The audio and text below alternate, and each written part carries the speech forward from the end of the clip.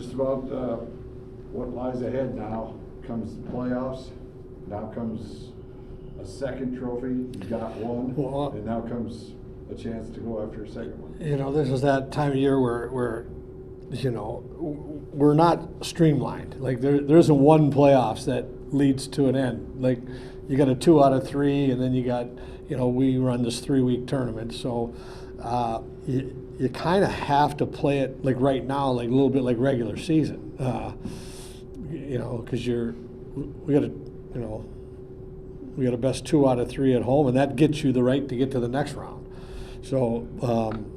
And then you got the NCAA behind that. So it's about keeping them grounded, like just taking 1 week at a time, because one step at a time. Because I call it there's a little yo-yo that goes on, and you got to know how to handle it. Does this group, in your mind, feel like they're ready for it? Oh yeah. For what you've seen? Yeah. I mean if you look at the body of work and you know where we've been the last few years and the returning players we have, I got a lot of trust and faith in this group. Is there a silver lining in playing this weekend as opposed to sitting?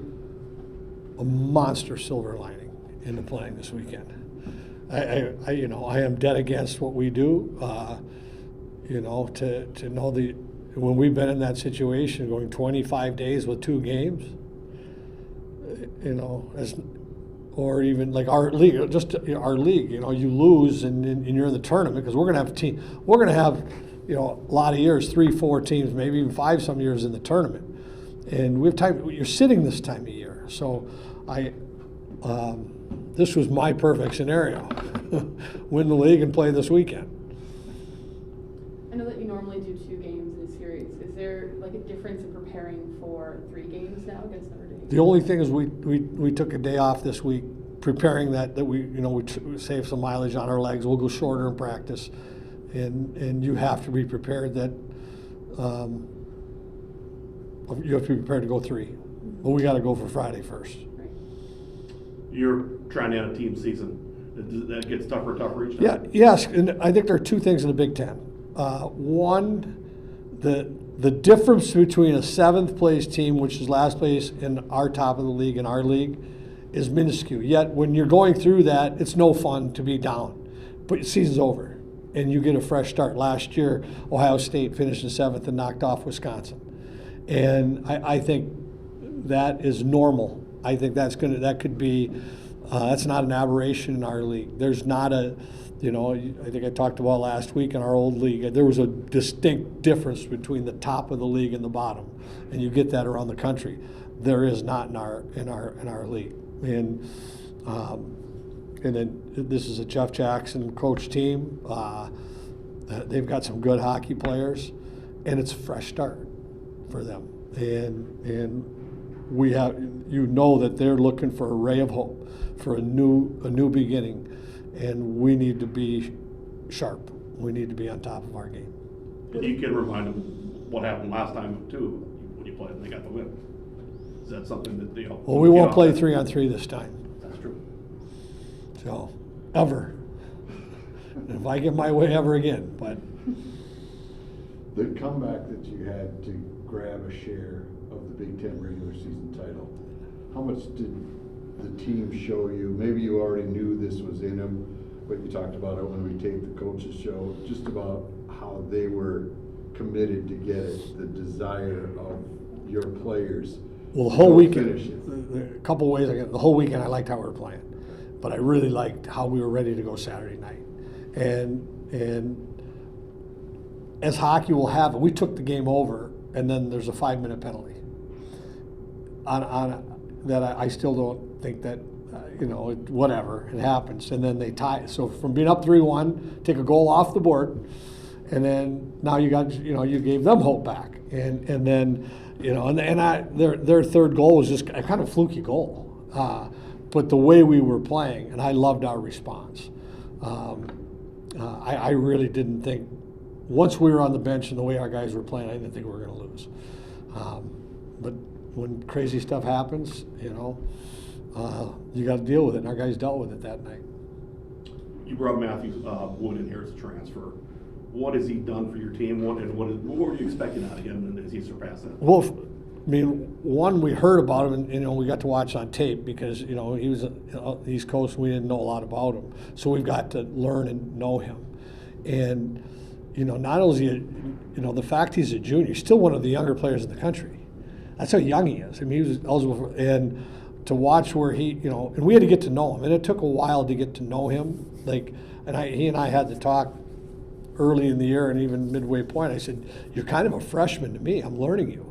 And I go, I kind of feel like I'm not giving you enough coaching yet, because a lot of times when we get a young guy, we just watch and observe and kind of figure him out. But I love where he's taking his game, playing down low more and being, with that big body. He's kind of learning a new toy, and he's got so much talent. He likes to play on the rush. I told him that's boring stuff. You don't want to play on the rush. You go play in the Bloody Nose Alley, and where he got the goal the other night, and the transition stuff he'll get, and who I don't know if he'll be back with us next year in this situation. I hope he is, because I've seen tremendous growth in his game, and I think now there's even more to come with him. So, and he's big body. He's a little different than what we get around here sometimes. Little scat backs and. And he's gaining confidence too as he goes through this thing. You feel he has a versatility where he can move around quite a bit? Yeah. Oh, absolutely. And when you say move around, like, if you need him that one line to get going, can you move him on now on, move him? Well, that's the key to our team all year has been, and I said it. I go, the versatility of our offense is our key. That all the lines contribute. And when we've been in all these games now where a guy gets hurt or goes down, we can switch things around. Our guys never bothers our team, never throws us off. And I think that's a key for us. And,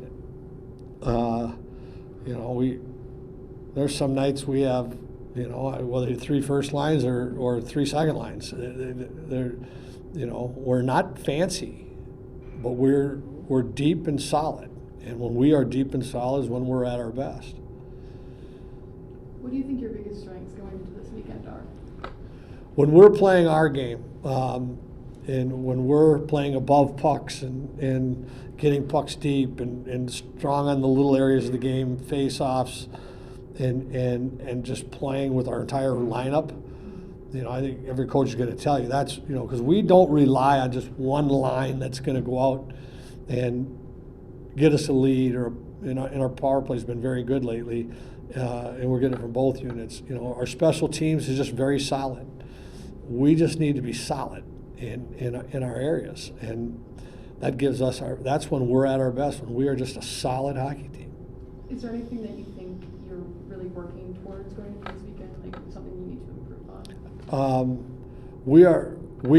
We now as a group have identified when we're at our best, mm-hmm. and what we look like. We need to get to that. Mm-hmm. Okay. Thank you.